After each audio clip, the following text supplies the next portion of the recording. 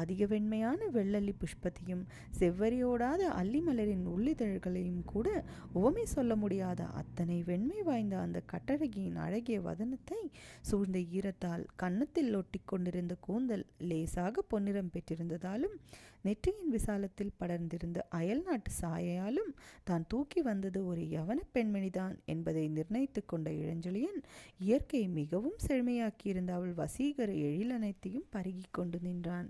பிரதிதினம் காவிரி பூம்பட்டினத்தில் எத்தனையோ நாடுகளின் அழகிகளை பார்த்து அலட்சியத்துடன் அசட்டை செய்து சென்றிருக்கும் அவன் கண்கள் கடலில் கண்டெடுத்த அந்த கட்டழகியின் இணையற்ற பேரெழிலில் சிக்கி மீளமாட்டாமல் தவித்தன. கிரேக்க நாட்டின் சலவை கல்லால் செதுக்கப்பட்ட தெய்வமங்கையரின் முகத்தைப் போல உயிருள்ள பெண்மணிகளுக்கும் முகம் இருக்க முடியும் என்று அவள் முகத்தை அன்று கண்ட பின்புதான் இளஞ்செழியன் நம்ப முற்பட்டான்.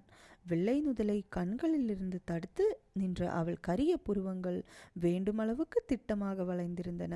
சற்று கீழே இருந்த கண்ணிமைகள் சங்கு மலரின் மேல் மூடியைப் போல் வெண்மையுடன் இருந்ததன்றி இமைரோமங்களும் சங்கு மலரின் நுனிக்கருப்பை பெற்றிருந்ததால் இயற்கை அவள் கண்ணுக்கென்று பிரத்யேகமாக வகுத்த சிமிழ் போல் கண்களை மூடியிருந்த மெல்லிய சருமங்கள் காட்சியளித்தன.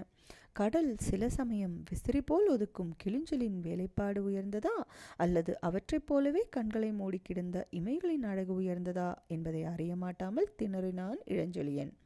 இயற்கையின் அந்த சிமிழுக்கு அப்பால் வழவழப்பாக சற்றே எழுந்து குழி விழுந்து கிடந்த அவள் கன்னங்களில் சமுத்திர மணல் உறுத்தியதால் புள்ளி புள்ளியாக எழுந்திருந்த இரத்த சிவப்புகள் வைரத்தில் இழைக்கப்பட்ட சிவப்பு கற்கள் போல் தீபத்தில் பிரகாசித்ததை கண்ட இளஞ்செழியன் இதை பார்த்துதான் அன்னை பூமி தன் கர்ப்பத்தில் வைரங்களையும் நீரோட்டமுள்ள சிவப்பு கற்களையும் சிருஷ்டித்து கொண்டிருக்க வேண்டும் என்று எண்ணினான்.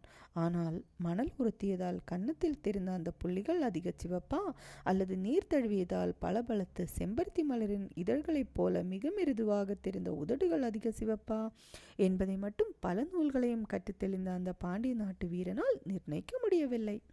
மஞ்சத்தில் கிடந்த அந்த யவன மங்கையின் உடல் சிறுக்க வேண்டிய இடங்களில் சிரித்து எழுச்சி பெற வேண்டிய இடங்களில் நன்றாக எழுச்சி பெற்றிருந்ததால் யவ்வனத்துக்கு இலக்கணம் வகுக்கவே இயற்கை அவளை உருவாக்கியது போல் தோன்றியது இளஞ்செழியனுக்கு.